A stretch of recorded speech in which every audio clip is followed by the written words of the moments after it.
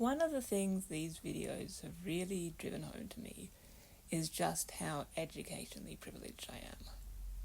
In universities, we often talk about students who are first in family. That is, the first person in their immediate family to go to university, and the difficulties they face because there's no one who knows the system that they can turn to advice or just to share experiences and encouragement. In my case, it's completely the opposite.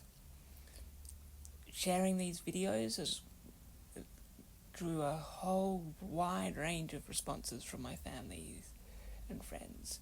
People who are experts in a range of fields, or highly skilled, or have relevant knowledge. In this case, I'm responding to my cousin JJ, who's a speech therapist, and picked up on what I was saying about reading, replied with some fantastic videos that explained a whole lot more, and have really helped me understand what I was trying to get at in my own work. In my previous video, I used the example of the sentence, "a bad dad," as one that to an adult reader is totally simple, but to a novice reader is surprisingly difficult. I was focusing on the issue with the letter symbols, that the students could get confused because they had to recognize that uppercase A is actually the same sound as lowercase a, same with uppercase D and lowercase d, but that B and D, which look very similar in lowercase form, are actually completely different sounds. Now, in my video, I'd made the point that C wasn't so bad because uppercase and lowercase c look really similar. But JJ jumped in and pointed out that C is actually different for a completely different reason.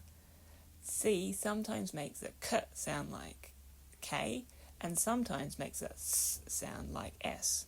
So there's a different sort of confusion there. What's going on for novice readers is that they're trying to make connections between letter symbols and the sounds they make. And when there's ambiguity, either because they have to recognize that two completely different letter symbols go to the same sound, or because they need to recognize that one letter can go to different sounds, that makes it so much more difficult. JJ also explained to us what best practice in reading is in response to this. So instead of starting students to read with the whole alphabet of letters, best reading instruction now just starts with the letters SATPIN, or what I would call the SAT-PIN alphabet. And just using these 6 letters, students start developing the reading skills. They would start by looking at some very short words, then maybe some simple sentences, and looking at some deliberate switches in those sentences, like going from tin pan to pin tan, and seeing how the switch in the letters changes the sound of the word.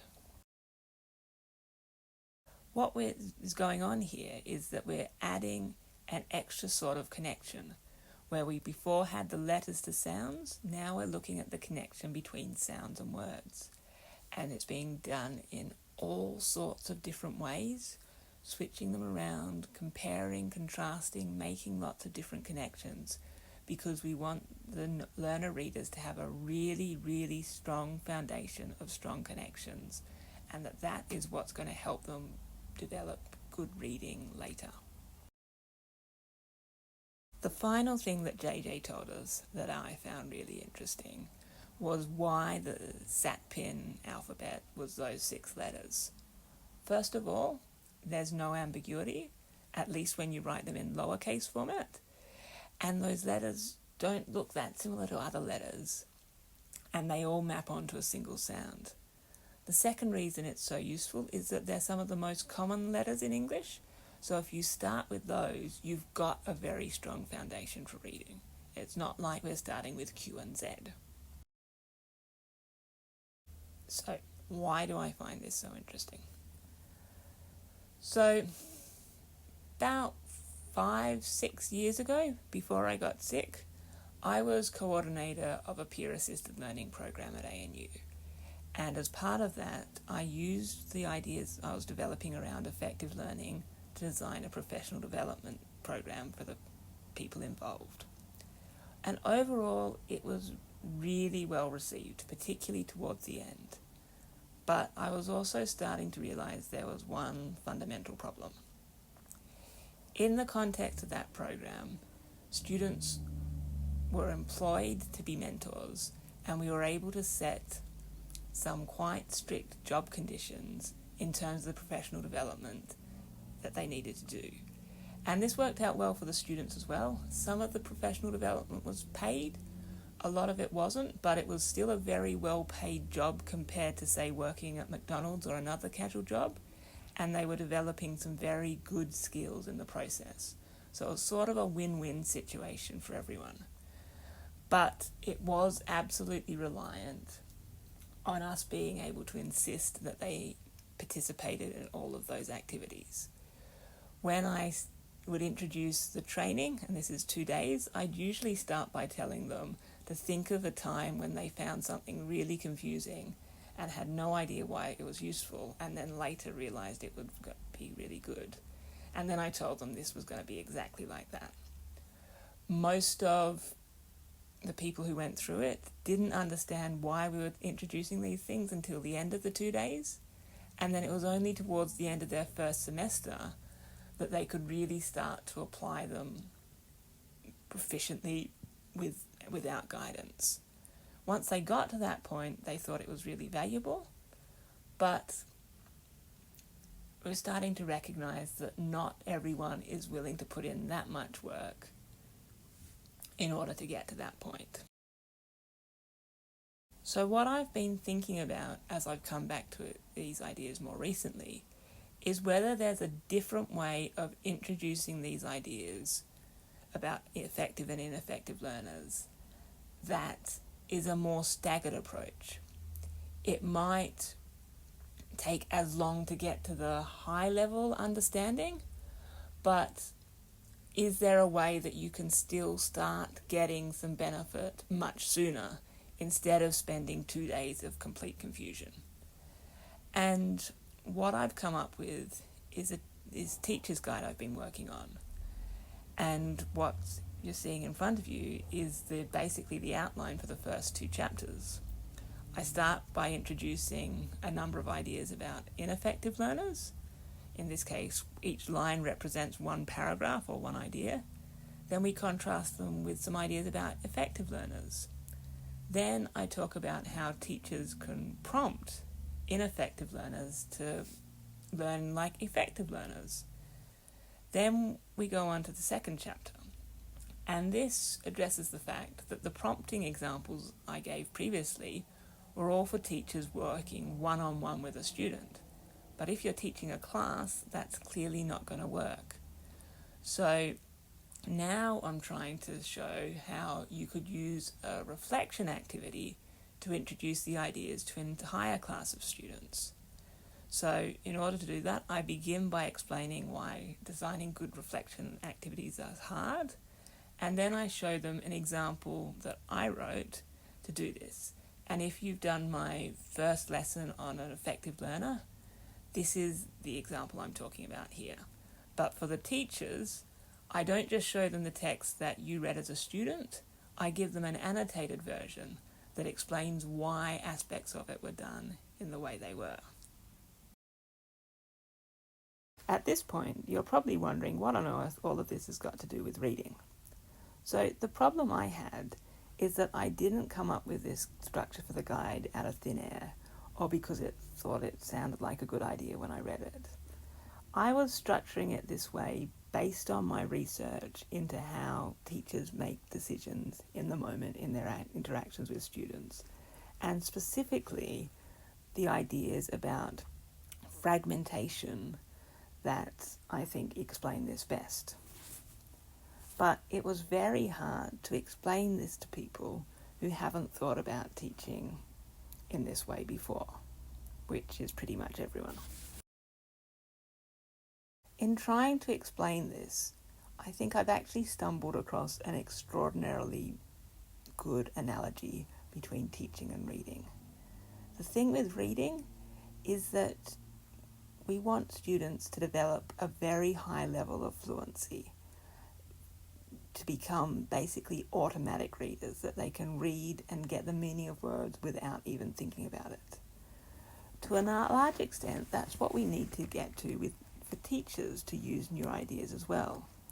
In a classroom environment with lots going on, all sorts of students demanding their time, they haven't got time to stop and think about how to apply a complicated idea to an interaction with a student. It needs to become automatic and integrate these ideas about effective learners and ineffective learners into their in-the-moment decision-making. Essentially, they become fluent in a new way of teaching. So what really interests me is just how closely you can map the structure of my teaching guide to the structure of JJ's reading lessons. So in this first section, I've basically introduced the SAT-PEN alphabet of effective and ineffective learners. There are plenty of things that I could tell you about them, but I narrowed myself down to the bare minimum number of ideas that were needed before we could start doing useful things in actual practical examples. And in choosing them, I basically chose them for the same reasons that the SAT-PEN alphabet was made up of those 6 letters. I was looking for examples that I could reliably give a description of as about 1 paragraph, and know that the reader could come up with examples from their own teaching experience that matched that description.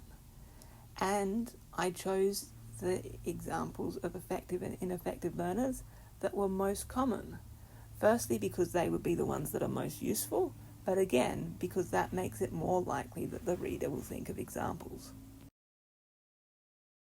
When I move on to the section on prompting, this is kind of like putting the letter sounds together into words.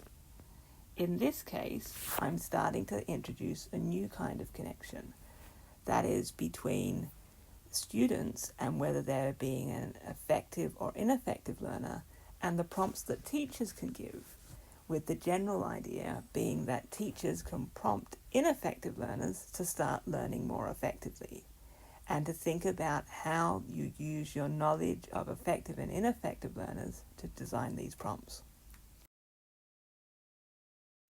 So at this point in my guide, I effectively had a bit of a problem, because for the development of the teacher's knowledge, what they really want to be moving on to is something like sentences. But what the teachers actually want is to be able to jump to real useful applications for their students, effectively the equivalent of reading books themselves. But you can't read a whole real-world book just with the SAT-PEN alphabet. So how do I balance those two things?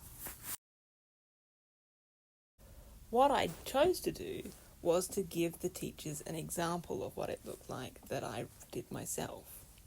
They couldn't, at this point, develop the example on themselves. It's just too hard for someone who's only been introduced to these ideas for the first time.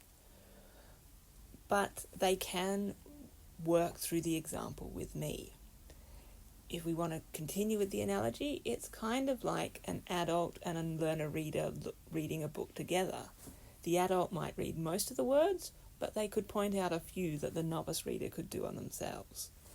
And so that's what the role that these annotations are serving, the little boxes on the side. This is me picking up the things that are most relevant to the ideas that I've just introduced and explaining the connections to them. And so as they read through the boxes, this is essentially the equivalent of the sentences type activity. They're making more connections between what they knew about students and the teacher prompts. It could be teacher prompt in my example. Some of them are things they might have said in their own teaching. And we're also starting to think about the connection between what their students are doing as effective and ineffective learners, and the teacher's own experience of being an effective and ineffective learners. So it's very much making these different sorts of connections within the SAT-PIN alphabet of effective learning. It's making a strong foundation through really strong connections. So I've been starting to test this guide. By that I mean showing it to teachers and getting their feedback in detail, often in the form of think aloud interviews, where I ask them to tell me what they're thinking as they're going through the text. And this has been really interesting because I've got a range of feedback. On the one hand, I'm getting people saying things like, "This is full of new ideas. I haven't taken it all in. I need to read it again." On the other hand, I'm getting some people who are saying, "Isn't this obvious? This is all stuff I've seen before. What's going on here?" And I think this reflects differing levels of fragmentation. For the people who are saying there were lots of new ideas, actually, every single paragraph, they were relating to something that they've seen before, heard before, some of their observations, something in professional development. It was not introducing new ideas so much as it was reminding them of things they already knew, but thinking about how they fit together. For someone who had a more coherent understanding, the connections to the ideas they already knew were obvious, and they didn't need to do that much work putting them together. So it was a bit of a mystery to them as to what this guide was actually doing. The thing I found particularly interesting is that there was one person who sort of fit in the middle of these. I'm saying, the first few pages were really obvious, but then it got really interesting. So it's still very early days, but it's starting to look like I've got a guide that is actually working really well for those teachers who often have a lot of experience, a lot of good ideas, but their knowledge is quite fragmentary and is really helping them put it together in a more coherent way. But what I've also been thinking about is this question from the teacher who had a more coherent understanding, wondering, isn't it obvious? Do you really need to go through it and explain it like this? And trying to think how I can explain to them that no, it's not obvious. It seems obvious when you've got the coherent understanding, but what can I do to help them understand what it's like to have a fragmented understanding and to not make these connections automatically? This is what I'm trying to get at in this video. I don't know if the analogy to learning to read helped or just made it more confusing. So please tell me, what do you think? Did it make sense to you?